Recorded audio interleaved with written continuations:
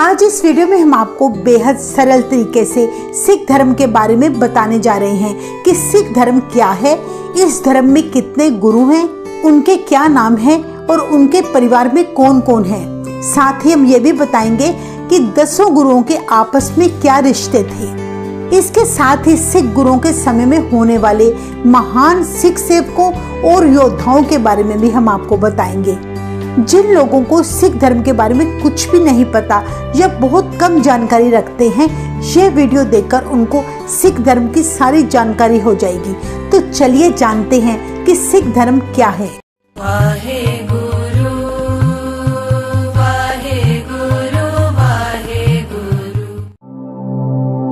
सिख धर्म की शुरुआत 15वीं शताब्दी में भारत के पंजाब राज्य में श्री गुरु नानक देव जी ने की थी। सिख धर्म में गुरु की महिमा को पूजनीय माना गया है। सिख शब्द का अर्थ होता है शिष्य। सिख ईश्वर के वे सिख हैं जो 10 गुरुओं की लिखी बानी और उनकी शिक्षाओं का पालन करते हैं। सिख केवल एक ईश्वर की भक्ति करते हैं। सिख धर्म में गुरुओं ने व्यर्थ के वहमों भ्रमों को समाप्त करके लोगों को धर्म का सही रास्ता दिखाया है। सिख धर्म की स्थापना गुरु नानक देव जी ने 1469 में की थी और बाद में 9 गुरुओं ने इसका नेतृत्व किया। 10 गुरुओं के बाद श्री गुरु ग्रंथ साहिब जी सिखों के जीवित गुरु माने जाते हैं। यह केवल धार्मिक ग्रंथ ही नहीं बल्कि इसमें 10 गुरुओं की ज्योत विद्यमान है। श्री गुरु नानक देव जी सिख धर्म के पहले गुरु हैं, जिनका जन्म 1469 में राय भोई की तलवंडी में हुआ, जो आज पाकिस्तान में है। उनके पिता का नाम मेहता कालू और माता जी का नाम तृप्ता जी था। उनकी एक बड़ी बहन बीबी नानकी जी थी। 1487 में गुरु नानक देव जी का विवाह माता सुलखनी जी के साथ हुआ, जिनसे उन्हें 2 पुत्रों की प्राप्ति हुई, बाबा श्रीचंद जी और बाबा लक्ष्मीदास जी। गुरु नानक देव जी ने 24 साल देश विदेशों की यात्राएं यानी उदासियां करके लोगों को एक निरंकार से जुड़ने का उपदेश दिया। उनकी यात्राओं में उनके 2 प्यारे सेवक भाई बालाजी और भाई मर्दाना जी हमेशा उनके साथ रहा करते थे।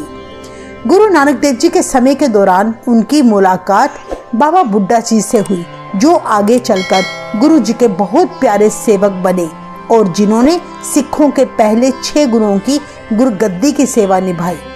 1532 में गुरु नानक देव जी की मुलाकात भाई लैना जी से हुई, जिन्होंने 7 साल तक गुरु जी की अटूट सेवा की। उनकी सेवा से खुश होकर गुरु नानक देव जी ने 1539 में अपने पुत्रों को गुरुगद्दी ना देकर बल्कि अपने सेवक भाई लैना जी को गुरुगद्दी सौंप दी, जो सिखों के दूसरे गुरु गुरु अंगद देव जी कहलाए। गुरु नानक देव जी 1539 में करतारपुर में ज्योति ज्योत समा गए, जो अब पाकिस्तान में है। सिखों के दूसरे गुरु अंगद देव जी का जन्म 1504 में पंजाब के मुकस्सर में हुआ। उनका बचपन का नाम भाई लहना जी था।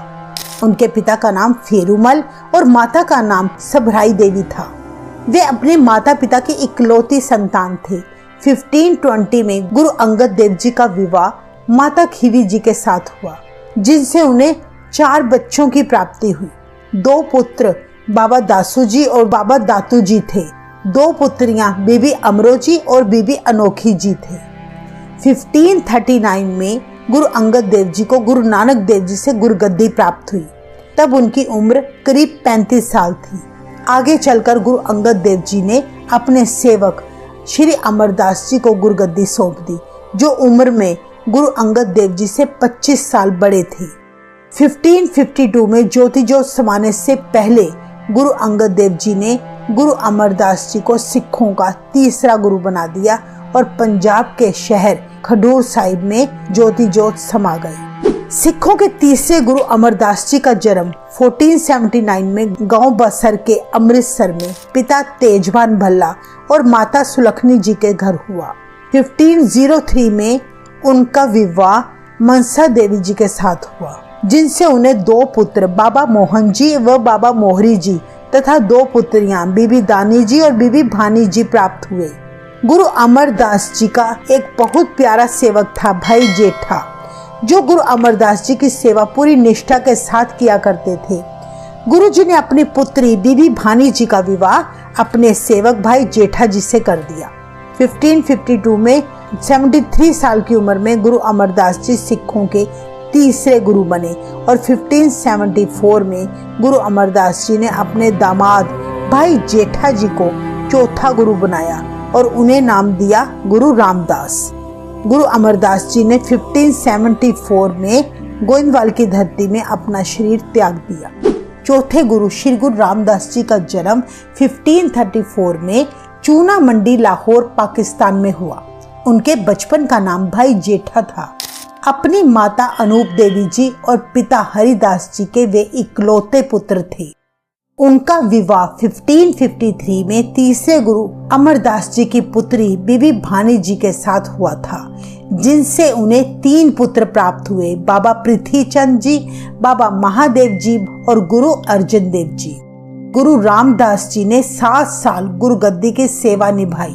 1581 में उन्होंने अपने सबसे छोटे पुत्र अर्जन देव जी को सिखों का 5वां गुरु बनाकर 47 साल की उम्र में पंजाब के गोइंदवाल साहिब अपना शरीर त्याग दिया।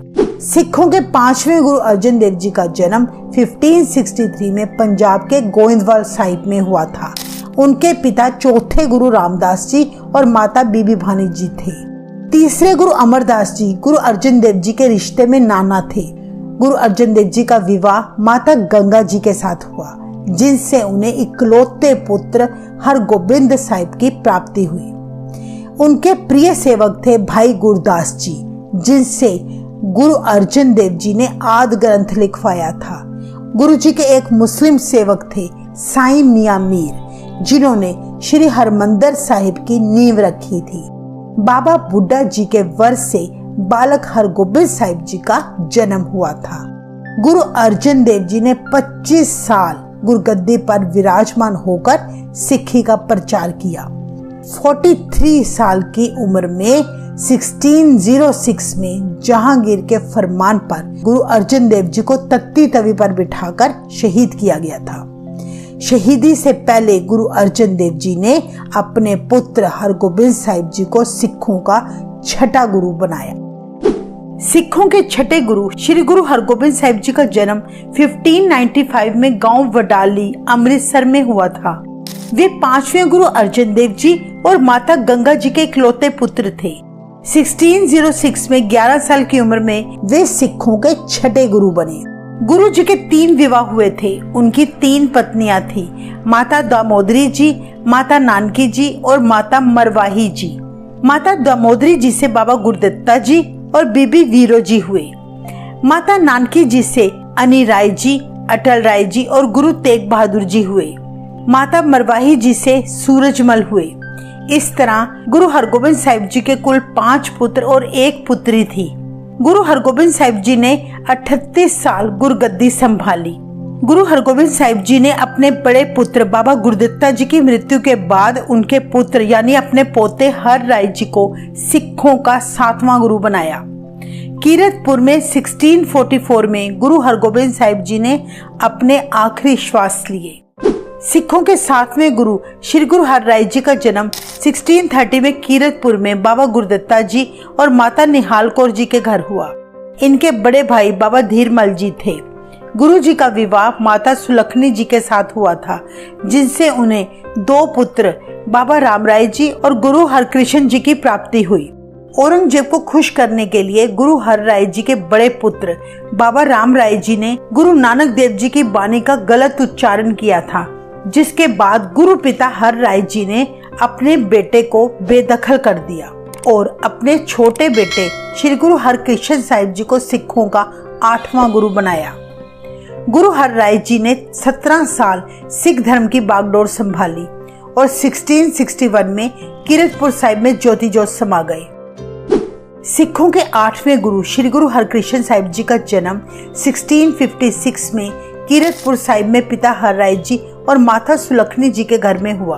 5 साल की उम्र में इन्हें गुरुगद्दी की प्राप्ति हुई, इसीलिए गुरु हरकृष्ण साहिब जी को बाल गुरु के रूप में भी जाना जाता है। 10 गुरुओं में से इकलौते ये ऐसे गुरु हैं जिन्होंने सबसे कम उम्र में गुरुगद्दी संभाली। गुरु हरकृष्ण जी केवल 3 साल तक गुरुगद्दी पर विराजमान रहे। 7 साल की उम्र में 1664 में गुरु हरकृष्ण साहिब जी ने दिल्ली में अपना शरीर त्याग दिया। गुरु हरकृष्ण साहिब जी ने अपना अंतिम समय देखकर संगतों के साथ वचन किया गुरु बाबा बकाले और फिर अपने प्राण त्याग दिए। गुरु साहिब जी का इशारा अगले गुरु तेग बहादुर जी की तरफ था, जो उस समय गांव बकाला में थे। गुरु तेग बहादुर जी सिखों के 9वें गुरु हैं, जिनका जन्म 1621 को अमृतसर में हुआ। गुरु तेग बहादुर जी सिखों के 6ठे गुरु श्री गुरु हरगोबिंद साहिब जी के सबसे छोटे पुत्र थे। उनकी माता का नाम नानकी जी था।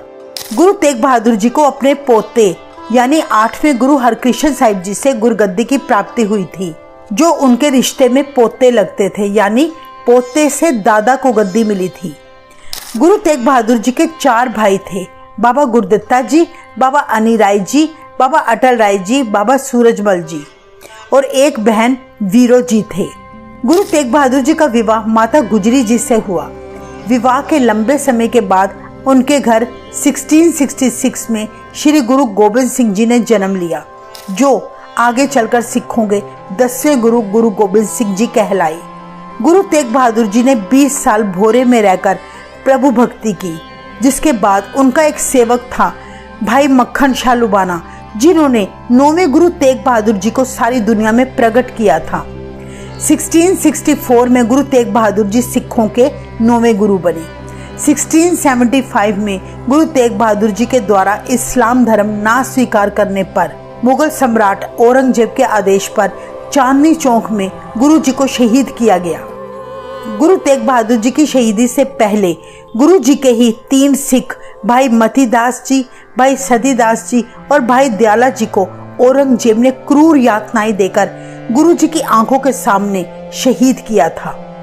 गुरु तेग बहादुर जी की शहीदी के बाद उनके सेवक भाई जैता जी गुरु तेग बहादुर जी का पवित्र शीश दिल्ली से अनंतपुर साहिब लेकर गए और उनके पुत्र गुरु गोबिंद सिंह जी को सौंप आए, जहां पर उनका अंतिम संस्कार किया गया। जबकि गुरु तेग बहादुर जी का पावन धड़ उनके एक सेवक भाई लखी शाह लुभाना अपने घर में ले गए, जहां उन्होंने अपने सारे घर को अग्नि भेंट कर दिया। इसी के साथ उन्होंने गुरु जी के धड़ का संस्कार कर दिया। शहीदी से पहले गुरु जी ने अपने पुत्र गुरु गोबिंद सिंह जी को 1675 में सिखों का 10वां गुरु घोषित कर दिया। गुरु गोबिंद सिंह जी सिखों के 10वें गुरु थे। गुरु जी का जन्म 22 दिसंबर 1666 को पटना में पिता गुरु तेग बहादुर जी और माता गुजरी जी के घर हुआ। आप जी अपनी माता पिता के इकलौती संतान थे। 1675 में गुरु गोबिंद सिंह जी के पिता गुरु तेग बहादुर जी की शहादत के बाद 9 वर्ष की उम्र में गुरु गोबिंद सिंह जी को गुरुगद्दी मिली। गुरु गोबिंद सिंह जी का विवाह माता अजीत कौर जी के साथ हुआ था, जिन्हें माता जीतो जी और माता सुंदरी जी भी कहा जाता है। उनके घर 4 पुत्र हुए, साहिबजादा अजीत सिंह जी, साहिबजादा जुझार सिंह जी, साहिबजादा जोरावर सिंह जी और साहिबजादा फतेह सिंह जी। अनंतपुर साहिब में रहते हुए एक बार गुरु गोबिंद सिंह जी के पास एक श्रद्धालु अपनी बेटी साहिब देवा का रिश्ता लेकर आया। गुरु गोबिंद सिंह जी ने उन्हें बड़े सम्मान से मना करते हुए कहा कि मैं तो पहले से ही विवाहित हूँ, इसलिए मैं आपकी बेटी से विवाह नहीं कर सकता। कहते हैं पर माता साहिब देवा जी ने तब आगे बढ़कर गुरु गोबिंद सिंह जी के आगे विनती की कि मैं अभी तक आपको ही अपना पति मानती आई हूँ और मैं प्रण कर चुकी हूँ कि जब तक मैं जीवित रहूंगी गुरु जी आपकी ही बनकर रहूंगी।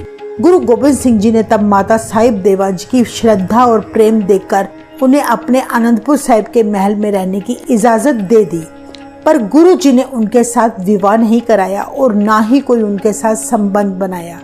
ये तो माता साहिब देवा जी की श्रद्धा थी कि वो अपने आप को गुरु गोबिंद सिंह जी को समर्पित कर चुकी थी। कहते हैं अनंतपुर साहिब रहते हुए माता साहिब देवा जी के मन में एक बार पुत्र की इच्छा पैदा हुई। तब माता जी ने अपनी इच्छा गुरु साहिब जी के आगे जाहिर की। जब 1699 की वैसाखी को गुरु गोबिंद सिंह जी ने खालसा पंथ की स्थापना की, तब गुरु जी ने सारा का सारा खालसा पंथ ही माता साहिब कौर जी की झोली में डालते हुए उनसे वचन किया कि आज से जो भी खंडे बाटे की पहुल छकेगा वो आपका ही पुत्र और पुत्री कहलाएगा। इसीलिए माता साहिब कौर जी खालसे की माता कहलाती हैं और गुरु गोबिंद सिंह जी खालसे के पिता। गुरु गोबिंद सिंह जी ने 33 साल गुरगद्दी संभाली। 1699 में गुरु गोबिंद सिंह जी ने खालसा पंथ की स्थापना की, जिसमें उन्होंने अपने 5 प्यारे चुने, जो थे भाई दया सिंह जी, भाई धर्म सिंह जी, भाई मोहकम सिंह जी, भाई हिम्मत सिंह जी और भाई साहिब सिंह जी। ये 5 प्यारे सिख गुरु गोबिंद सिंह जी के साथ आखिरी समय तक रहे। इसके साथ ही बाबा दीप सिंह जी, भाई मनी सिंह जी, बाबा बंदा सिंह बहादुर, भाई उदय सिंह जी जैसे गुरु गोबिंद सिंह जी के बहुत सारे सिख हुए हैं, जिन्होंने सिख धर्म की रक्षा के लिए अपना सब कुछ न्योछावर कर दिया। 1708 में श्री गुरु ग्रंथ साहिब जी को गुरु गोबिंद सिंह जी ने सिखों का 11वां गुरु घोषित किया था और 1708 में ही उन्होंने हजूर साहिब की धरती पर अपना शरीर त्याग दिया। तो ये थी सिख गुरुओं के बारे में महत्वपूर्ण जानकारी। आपको ये वीडियो कैसी लगी कमेंट करके हमें जरूर बताइए। सिख धर्म के बारे में ऐसी और बातें जानने के लिए चैनल को सब्सक्राइब करें। वाहेगुरु जी का खालसा, वाहेगुरु जी की फतेह।